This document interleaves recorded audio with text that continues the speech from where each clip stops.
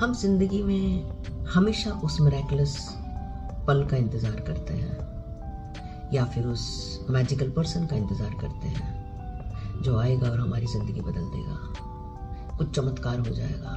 कुछ लोग चमत्कार के लिए दुनिया में जिंदा रहते हैं इस उम्मीद में, और कब उम्र की दस्तक रोज उनके दरवाजे की चौखट बजाती रहती है उनको पता ही नहीं चलता।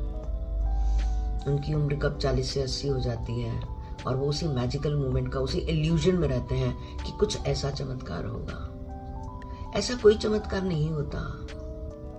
नमस्कार, नया नजरिया के इस प्लेटफॉर्म से मैं आपका स्वागत करती हूँ और आज भी हम ऐसी कुछ चुलबुली बातें करेंगे जो हमें जिंदगी के एक नए पड़ाव पर लेकर जाएंगे।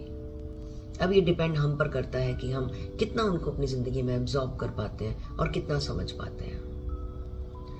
तो किसी भी मैजिकल के लिए, मिरेकल होने के लिए, कुछ चमत्कार जैसा होने के लिए हमें कुछ ऐसा करना पड़ेगा कि जिसकी वजह से ये चमत्कार हो। अपने आप चमत्कार नहीं होते हैं और अपने आप जिंदगी बदलती भी नहीं है। उसकी शक्ल वैसी ही रहती है जैसी है। अगर आपको जिंदगी की शक्ल बदलनी है तो आपको अपने में बदलाव लाने होंगे। वो कहते हैं ना, नहीं तो नुआ ही चलेगा। कोई बदलाव नहीं आएगा, बदलाव आप लेकर आएंगे। सारी जिंदगी भागते रहते हैं मृग मृचिका की तरह की, उस मृग की तरह की खुशबू बाहर है, खुशबू बाहर है, खुशबू कहीं बाहर है। ये सुगंध कहाँ से आ रही है? और उस सुगंध को लेने के लिए परिवार समेत दौड़ते रहते हैं, खुद भी दौड़ते हैं, फिर परिवार को भी यही सिखाते हैं, फिर परिवार अपने आने वाले परिवार को यही सिखाता है और सब यही सिखाते हैं कि खूब पैसा कमाना है, खूब आगे जाना है, खूब आगे बढ़ना है। कोई चमत्कार होगा? चमत्कार की मणि हमारे अंदर है, चमत्कार की मणि भीतर है। उस मणि तक पहुंचने का रास्ता बहुत कम लोग बताते हैं। कुछ लोगों ने ये बीड़ा उठाया हुआ है, पर जो लोग ये रास्ता बताते हैं वो रास्ता कठिन बताया जाता है। उस रास्ते पर चलने के लिए आपको नियमों में, कायदों में, कानून में, एक अलग तरह के जोश में, होश में, सिस्टम में बांधना पड़ता है। और बंधना किसको पसंद है? सबको आजादी चाहिए, सबको उड़ना है, जाने कहाँ जाना है, क्या पाना है। तो कोई भी सिस्टम में कैद नहीं होना चाहता, पर चमत्कार सब चाहते हैं। एक चीज का ध्यान रखिएगा, जो आपकी जिंदगी में चलता है, ज्यादातर केसेस में बच्चों की जिंदगी में वही चलना शुरू हो जाता है। छोटी छोटी 2-3 बातों को यहाँ पर हम एज अ एग्जाम्पल ले सकते हैं। आपके घर में बिजली का बिल आता है, आपके घर में पानी का बिल आता है, अखबार का बिल आता है और भी कई तरह के बिल आते हैं। आप इन बिलों का स्वागत कैसे करते हैं? क्या आप इन बिलों का स्वागत अच्छे से करते हैं, खुश होकर करते हैं, या आपका दिल जल जाता है जैसे ही बिल आता है और आपके मुंह से एक आह निकलती है, आय हाय फिर बिल आ गया।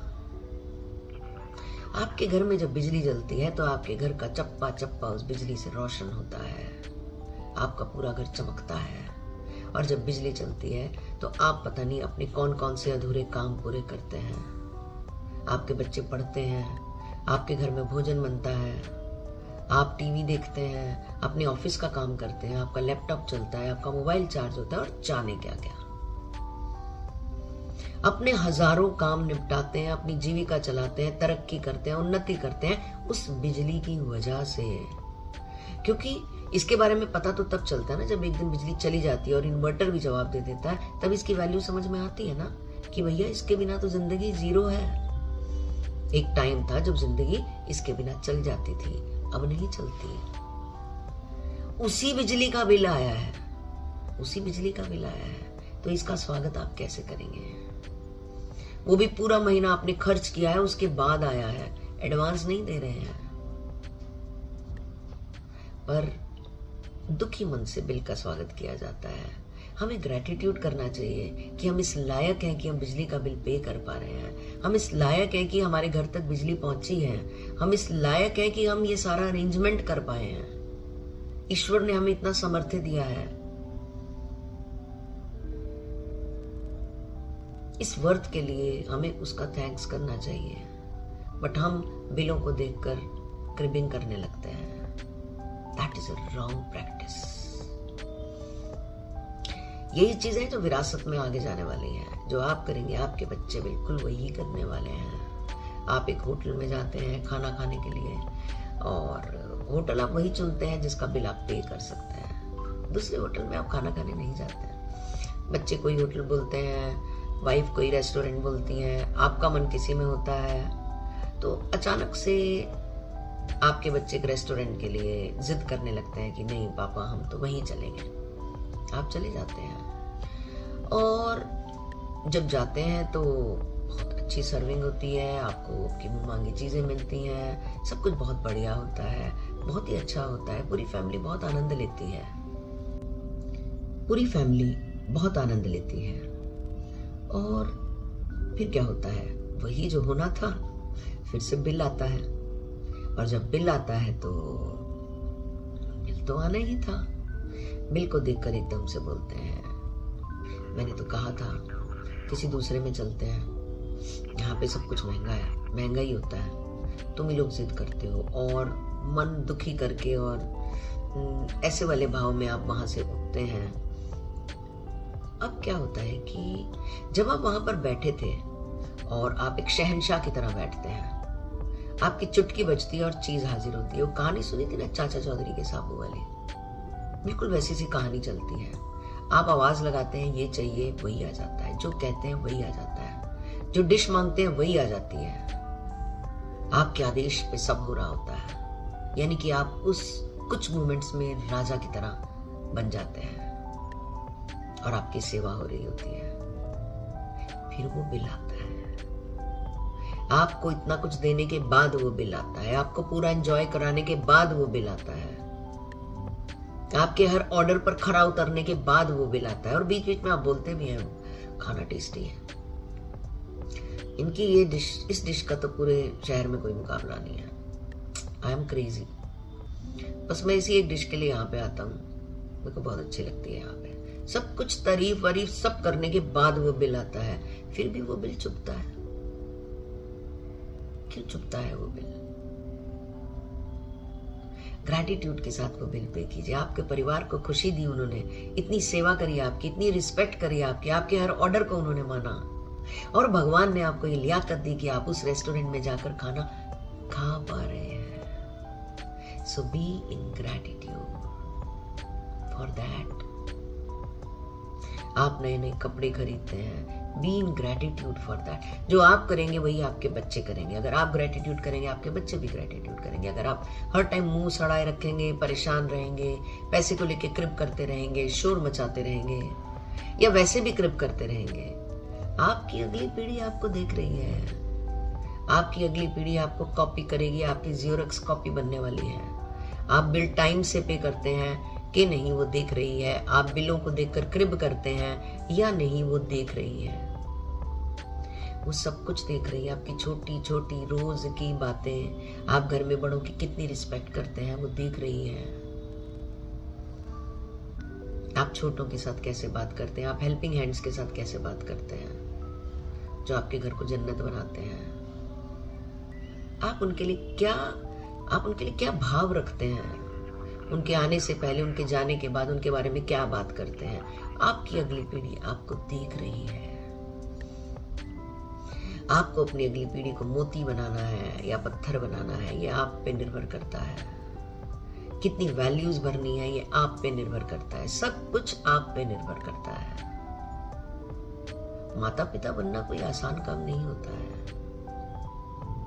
बच्चे को जन्म देने के बाद असली काम तो तब शुरू होता है, जिसको जिम्मेवारी बोलते हैं। आप इस जिम्मेवारी से छूट नहीं सकते हैं। अगर आपने एक नन्ही सी जान को दुनिया में लाने की कोशिश की है, तो आप अब अपनी जिम्मेवारी से भाग नहीं सकते हैं। So be aware.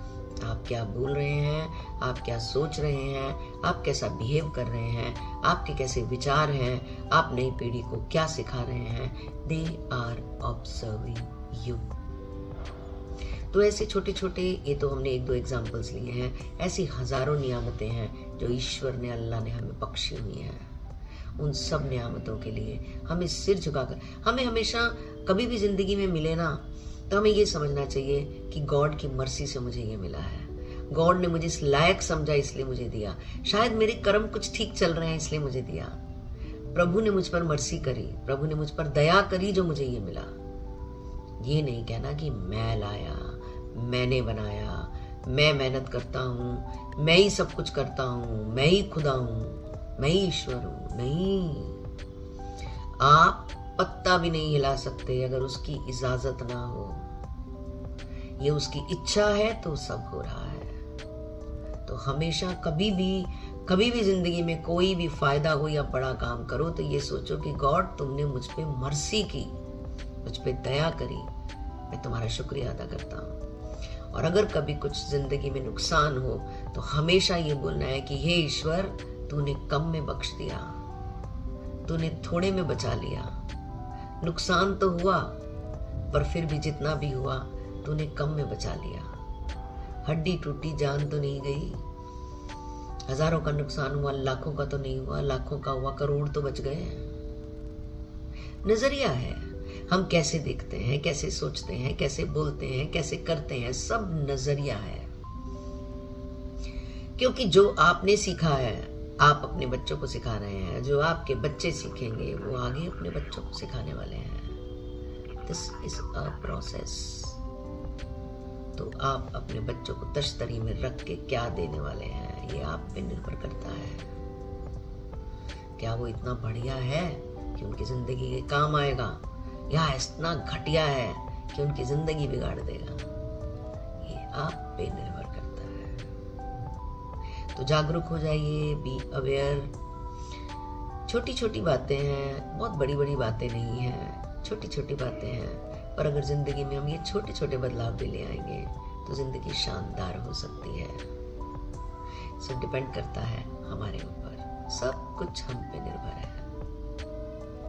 चलिए मिलते हैं नेक्स्ट एपिसोड में, फिर छोटी छोटी बातों के साथ ही, क्योंकि बहुत बड़ी बड़ी बातें जिंदगी में बदलाव नहीं लाती, छोटी छोटी बातें जिंदगी बदल देती हैं।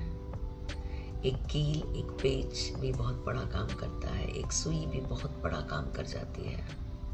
जो काम बड़े बड़े लोहे के टुकड़े नहीं कर सकते वो ये कर जाते हैं, और इनसे जिंदगी आसान बन जाती है, स्मूथनेस आ जाती है लाइफ में। तो आप भी अपनी जिंदगी में बदलाव लाना चाहते हैं तो हमेशा हर एक खर्च जब भी आपकी जिंदगी में आए तो ग्रेटिट्यूड कीजिए कि ईश्वर तूने हमें इसे करने के लायक बनाया है, हम तेरा शुक्रिया अदा करते हैं। आंख नीची रहनी चाहिए, सर झुका रहना चाहिए, हाथ जुड़े रहने चाहिए।